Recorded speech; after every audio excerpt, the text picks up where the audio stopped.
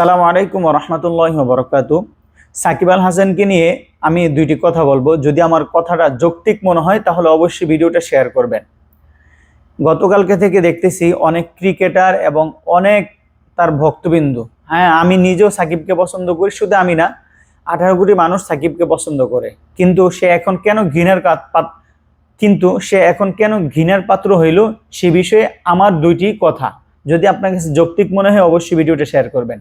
প্রথম কথা হইল, আমি আশা করি যে সবাই আমার সাথে একমত হবে যে আমরা সাকিব আল হাসানকে চিনি একজন ক্রিকেটার হিসাবে। আমরা তাকে মাঠেই দেখতে চাই, মাঠের বাইরে আমরা তাকে কোথাও দেখতে চাই না। কারণ আমরা সবাই জানি সাকিবের পারফরমেন্স, সাকিব বাংলাদেশে মানচিত্রে বাংলাদেশকে একটা ভালো জায়গায় নিয়ে গেছে এবং সাকিবকে আমরা শুধু মাঠেই দেখতে চাই, ক্রিকেটার হিসেবে দেখতে চাই, এর বাইরে অন্য কোনো পদবিতে আমরা দেখতে চাই না। কিন্তু আফসোস হয় তখনই যখন সে আলোচনার চেয়ে সমালোচনা বেশি জন্ম দেয়, তার ব্যবহারে, তার আচার আচরণে। সেটাও বাদ দিলাম। 2 নম্বর কথা হলো যে একজন সাকিব যখন রাজনীতির মাঠে আসে, যেমনটা মাশরাফি বিন মুর্তজা এসেছিল।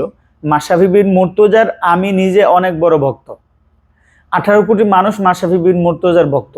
কিন্তু সে যখন পুরো দেশবাসীর কথা চিন্তা না করে, নড়াইলবাসীর কথা চিন্তা করে রাজনীতির ময়দানে ঢুকে গেছিল, তাও এমন এক রাজনীতির ময়দানে যে রাজনীতির বিষয়ে আসলে সেও হয়তো জানতো যে সারা বাংলার মানুষ ওই দলটাকে অপছন্দ করে, ঘৃণা করে এবং তারা একটা স্বৈর শাসক, খুনি। এরপরও যখন ঢুকে গেছে, স্বাভাবিকভাবেই এক শ্রেণীর মানুষ না, বরং বিশাল একটা দল আপনাকে অপছন্দ করা শুরু করবে। ঠিক তেমনটা সাকিবের ক্ষেত্রে হয়েছে। সাকিব তো এমনিতে স্বার্থ ছাড়া কিছু বোঝে না, এটা বাংলা সবাই জানে।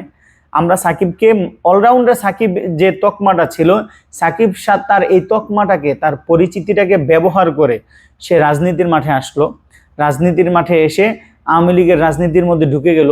এমন সময় যখন মানে সে এমনিতে সমালোচিত, এর মধ্যে আরো রাজনীতির মধ্যে ঢুকে আরো বেশি সমালোচিত হয়েছে। আর রাজনীতির গেম এমনটা, সবাই জানি যে রাজনীতির ময়দানে আসবেন, আপনাকে একদল তো অপছন্দ করবেই এবং এখানে যে মিথ্যা মামলা, গায়েবী মামলা হয়, সেটা সম্মুখীন আপনি হবেন। কারণ বিগত 16 বছরে আমরা দেখছি যারা বিরোধী দল করত তাদের নামে লক্ষ লক্ষ গায়েবী মামলা হয়েছে।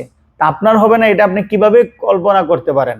আজকে যারা সাকিবের পক্ষে সাফাই গাইতেছেন, শুধু ক্রিকেটার হিসেবে যদি সাকিবের পক্ষে সাফাই গাইতেন, 18 কোটি মানুষ আপনাদের সাথে একমত পোষণ করতো। একটা কথা মনে রাখবেন, যে অপরাধ করে আর যে অপরাধীর পক্ষে বলে, দুজনই সমান অপরাধী।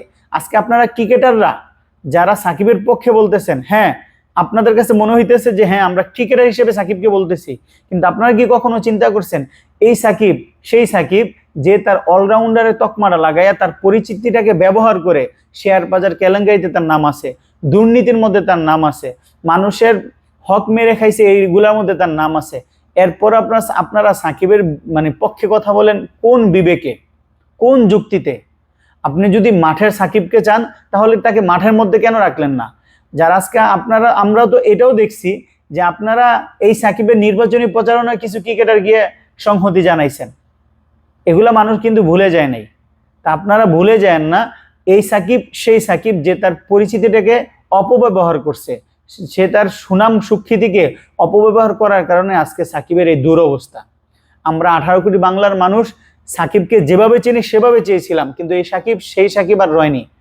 সে পুরো বাংলার মানুষকে ধোঁকা দিয়েছে, বাংলার মানুষের সাথে প্রতারণা করেছে, যার ফলে আজকে সাকিবের এই অবস্থা।